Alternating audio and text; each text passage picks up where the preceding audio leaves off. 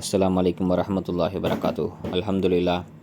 அல்ஹம்துலில்லாஹ் ரப்பில் ஆலமீன். அஸ்ஸலாத்து வஸ்ஸலாமு அலா சய்யிதினா முஹம்மதின் வ அலா ஆலி சய்யிதினா முஹம்மதின் வபாரிக் வஸல்லிம் அலைஹி. அல்ஹம்துலில்லாஹ், அல்லாஹ்வுடைய மாபெரும் கிருபை. இன்றைக்கி தராவியில் சூரா யூசுஃப் ஓதப்பட்டுச்சு. அதில் யூசுஃப் அலைஹிஸ்ஸலாம் ஒரு கனவு கண்டாங்க. அந்த கனவையும் அந்த கனவோட விளக்கத்தையும் அல்லாஹ் இந்த யூசுஃப் சூறாவில் சொல்கிறான். இந்த சூறாவை சொல்லும்போது அல்லாஹ் தஆலா அஹ்ஸன கஸ், அழகிய வரலாறு அப்படின்னு சொல்கிறான். யூசுஃபுடைய தந்தை பேர் யாக்கூப் அலைஹிஸ்ஸலாத்து வஸ்ஸலாம். யாக்கூப் நபிக்கு 2 மனைவி. முதல் மனைவிக்கு பிறந்தவங்க 10 பேர். ரெண்டாவது மனைவிக்கு 2 குழந்தை பிறக்கிறாங்க. ரெண்டாவது மனைவி பேர் ராஹில், அவங்களுக்கு 2 குழந்தை. முதல் மூத்தவருக்கு பேர் தான் யூசுஃப் நபி, யூசுஃப் அலைஹிஸ்ஸலாத்து வஸ்ஸலாம். ரெண்டாவதாக புன்யாமின் பிறக்கிறாங்க. யூசுஃப்க்கு 7 வயசாக இருக்கும்போது ராஹில் தாய் வஃபாத் ஆகிட்டாங்க. அந்த சமயத்தில் தான் யூசுஃப் மேலே ரொம்ப பாசமாக யாக்கூப் அலைஹிஸ்ஸலாம் வளர்க்குறாங்க. இதை மீதமுள்ள 10 பேருக்கு ரொம்ப பொறாமை. தந்தை அவர் மேலே மட்டும் ரொம்ப பாசமாக இருக்காங்க, ரொம்ப பொறாமப்படுறாங்க. இந்த சமயத்தில் யூசுஃப் அலைஹிஸ்ஸலாம் கனவு கண்டாங்க. அந்த கனவை போய் தந்தைகிட்ட சொல்கிறாங்க. இது கால யூசுஃபுல் அபிஹி யா அபி யா அபதி இன்னி ராய்த்து அஹத் அஷர கௌகபன்.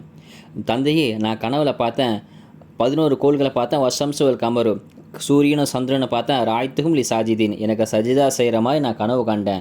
11 கோள்களும் இன்னும் சூரியனும் சந்திரனும் என் காலில் விழுந்து சிரம் பண்ணிடுற மாதிரி கனவு கண்டேன் என்பதாக சொல்கிறாங்க. நல்லா புரிஞ்சுக்கணும், சஜிதா செய்கிறது அந்த காலத்தில் தான் ஆகுமாக்கப்பட்டது. இப்போ நம்ம சல்லாச உம்மத்துக்கு அல்லாஹை தவிர வேறு யாருக்கும் சிரம் பண்ணியக்கூடாது, சஜிதா செய்யக்கூடாது. அல்லாஹ் முழுக்க முழுக்க நமக்கு ஹராம் ஆக்கிட்டான். ஒருவேளை இது ஹலாலாக இருந்தால் சல்லாசம் சொல்கிறாங்க, சஜிதா செய்து மட்டும் ஆகுமாக்கப்பட்டு இருந்தால் நான் மனைவியை கணவன் காலில் விழுக சொல்லி சஜிதா செய்ய சொல்லியிருப்பேன் என்பதாக சொல்கிறாங்க. அவ்வளோ அந்த கணவனுக்கு அல்லாஹ் கொடுத்துருக்குறான்.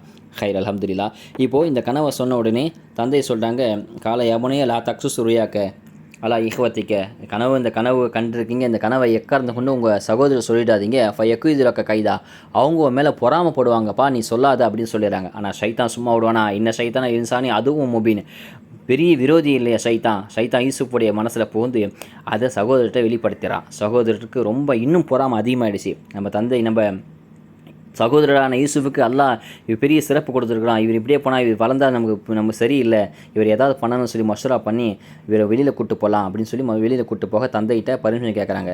அப்போது தந்தைகிட்ட சொல்கிறாங்க, நாங்கள் யூசுஃபை வெளியில் கூட்டு போகிறோம், வெளியில் கூட்டு போய் நாங்கள் கூட விளையாடுவோம், கொய்யாப்பழம் பறித்து கொடுப்பேன், ஏதாவது பண்ணுவோம், நாங்கள் ஜாலியாக இருப்போம், அனுப்புங்க அப்படின்னு சொன்னோன்னே யாக்கூப் அலைஹிஸ்ஸலாம் அனுப்ப மாட்டேங்கிறேன். நீங்கள் பொறுப்பாக விட்டுட்டேன்னு சொன்னால் அது ஓனா வந்து சாப்பிட்டு நான் பயப்படுறேன், நீங்கள் கூட்டிகிட்டு போகாதீங்க அப்படின்னு சொல்கிறாங்க. இல்லை தந்தையை நாங்கள் பொறுப்பாக பார்த்துப்போம் அப்படின்னு சொல்லி கூட்டு போய் நடுக்காட்டில் போய் யூசுஃபுடைய சட்டையை உருவி அடிக்கிறாங்க. 10 பேர் அடிக்கிறாங்க. அப்போது யூசுஃப் சொல்கிறாங்க, 2 நிபந்தனை வைக்கிறாங்க, என்னை அடிங்க, ஆனால் என் சட்டையை கொடுத்துட்டு அடிங்க என்பதாக சொல்கிறாங்க. என்னை நிர்வாணமாக ஆக்கிடாதீங்க அப்படின்னு சொல்கிறாங்க. ஆனாலும் அவங்க கேட்காம அடிக்கிறாங்க. என்ன 2வது நிபந்தனை, எனக்கு ரொம்ப தாகமாக இருக்குது, தண்ணி கொடுங்க கெஞ்சுறாங்க. அப்போ அதில் வந்து யெகூதா சொல்கிறானா, இவர் அடிக்கிறதுக்கு பதிலாக பாலும் கிணறு ஒன்று இருக்குது, அதை தூக்கி போட்டலாம் அப்படின்னு சொல்லி அந்த யெகூதா அந்த யூசுஃப்கிட்ட சொல்கிறானா, யூசுஃபே உனக்கு தண்ணி தானே வேணும், நான் கிணத்துல தூக்கி போடுறேன், அந்த கிணத்துல எவ்வளோ தண்ணி வேணும் முண்டு குடிச்சிக்க சொல்லி கிண்டலாக சொல்லி யூசுஃபை கிணத்துல தூக்கி போட்டுறாங்க. 3 நாள் யூசுஃப் அலைஹிஸ்ஸலாம் கிணத்துலேயே இருக்கிறாங்க.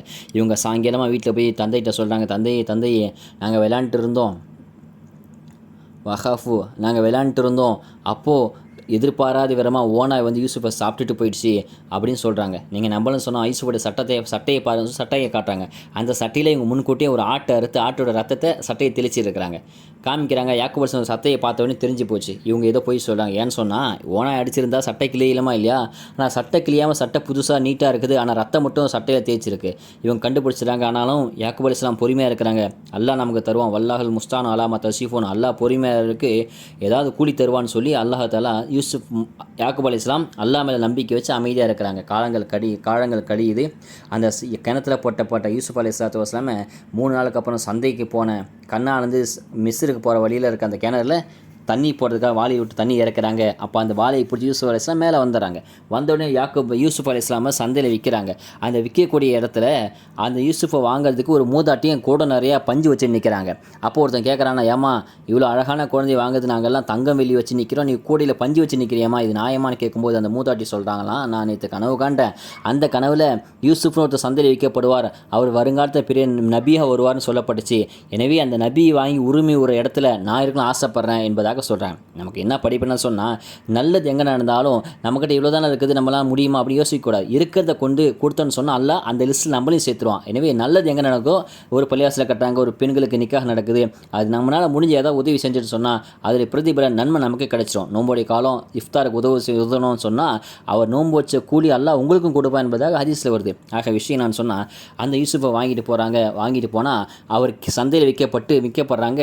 ரய்யான் அப்படின்ற ஒரு அமைச்சர் வாங்கிறார். அந்த யூசுஃபை வாங்கி யூசுஃபை அரண்மனைக்கு கூட்டிட்டு போகிறாங்க. அரண்மனைக்கு கூட்டிட்டு போனால் அங்கே சில சமூகம் நடக்குது. கடைசியில் யூசுஃப் அலைஹிஸ்ஸலாம் சிறைக்கு தள்ளப்படுறாங்க. சிறையெல்லாம் போய் கடைசியாக யூசுஃப் அலைஹிஸ்ஸலாம் அந்த நிதி அமைச்சர் ஆகிறாங்க. நிதி அமைச்சர் ஆகின உடனே ஒரு காலத்தில் பஞ்சம் ஏற்படுது. இந்த 10 சகோதரர் இருந்தாங்க இல்லையா, காலங்கள் உருண்டோடுது, 10 சகோதரர் இருந்தாங்க இல்லையா, அந்த ஊரில் பஞ்சம் ஏற்படுச்சு.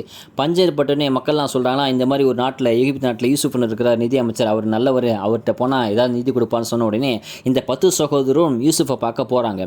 சகோதரன் அப்படின்னு தெரியாமல் யூசுஃப் பார்க்க போகிறாங்க. ஆனால் அந்த 10 பேரை பார்த்தோன்னே யூசுஃபுக்கு தெரிஞ்சு போயிடுது, நம்ம சகோதரர் அப்படின்னு தெரிஞ்சு போன உடனே யூசுஃப் தெரிஞ்சு போனோடனே உங்களுக்கு தானியங்கள்லாம் கொடுத்து அனுப்பிச்ச உடனே சொல்கிறாரு, உங்களுக்கு இன்னொரு சகோதரர் இருக்காரு கேட்கும்போது அவங்க சொல்கிறாங்க, ஆமாம் புன்யாமின் ஒருத்தர் இருக்கிறார் அப்படின்னு சொன்ன உடனே அவரையும் கூட்டிட்டு வாங்க அப்படின்னு சொல்கிறாங்க. கூட்டிட்டு வந்த உடனே புன்யாமினை கூட்டு வராங்க. கூட்டு வந்து சூழ்ச்சி செஞ்சு யூசுஃப் அலைஹிஸ்ஸலாம் புன்யாமின் தான் கூட வச்சுக்கிட்டு, இவனை அனுப்ப மாட்டோம், நீங்கள் போங்க, திரும்பி போங்க அப்படின்னு சொல்லி திரும்பி அனுப்புறாங்க. இவங்க 10 பேர் திரும்ப போய் யாக்கோபுட சொல்கிறாங்க. யாக்கோபு அலைஹிஸ்ஸலாம் நம்பவே இல்லை. இப்படி தான் யூசுஃபை கூட்டு போய் தொலைச்சிட்டிங்க, இப்போ புன்யாமின் தொலைச்சிட்டான்னு சொல்லி அழுது கண் பார்வை மங்கி போயிடுச்சு. கடைசியாக திருப்பி அந்த நபர் அந்த 10 பேர் யூசுஃப்டே வந்து சொல்கிறாங்க. விஷயத்தை சொன்ன உடனே யூசுஃப் அலைஹிஸ்ஸலாம் சட்டையை கழட்டி கொடுக்குறாங்க. நான் தான் அவங்க சகோதரர் அப்படின்னு சொன்ன உடனே இந்த சட்டையை கொண்டு போய் தந்தையிட்ட கொடுங்கன்னு சொன்ன உடனே தந்தை அந்த சட்டையை வாங்கி கண்ணில் ஒத்துன உடனே அல்லாஹ் தஆலா கண் பார்வை திரும்ப கொடுத்துட்டான். திரும்ப யூசுஃபை பார்க்க எல்லாருமே அந்த 10 சகோதரர் தாய் தந்தை எல்லாம் வராங்க. வந்து எல்லாரும் யூசுஃபுடைய காலில் விழுறாங்க. இதுதான் அந்த யூசுஃப் அலைஹிஸ்ஸலாம் சொல்கிறாங்க, நான் கண்ட கனவுக்கு இதுதான் விளக்கம். 11 கோள்களும் சூரியனும் சந்திரனும் காலில் வந்து கனவு கண்ட இல்லையா, அந்த கனவுக்கு இதுதான் விளக்கம் சொல்லி யூசுஃப் அலைஹிஸ்ஸலாம் அங்கே விளக்கம் தராங்க. அல்லாஹ் சுப்ஹானஹு தஆலா இதிலிருந்து நமக்கு என்ன படிப்புன்னு சொன்னால், எந்த சூழ்நிலை வந்தாலும் அல்லாஹ் நம்மளை காப்பாற்றும் அப்படி நம்பிக்கை இருந்தால் அல்லாஹ் நம்மளை அறியாத பொறுத்து அல்லாஹ் நம்மளை காப்பாற்றும். அல்லாஹ் சுப்ஹானஹு தஆலா எப்பேற்பட்ட சூழ்நிலை வந்தாலும் அல்லாஹ் மட்டுமே நம்பி வாழக்கூடிய தௌஃபீக் அல்லாஹ் நம்மையும் தந்தருள் புரிவானாக. அஸ்ஸலாமு அலைக்கும் வரஹ்மத்துல்லாஹி வபரகாத்துஹு.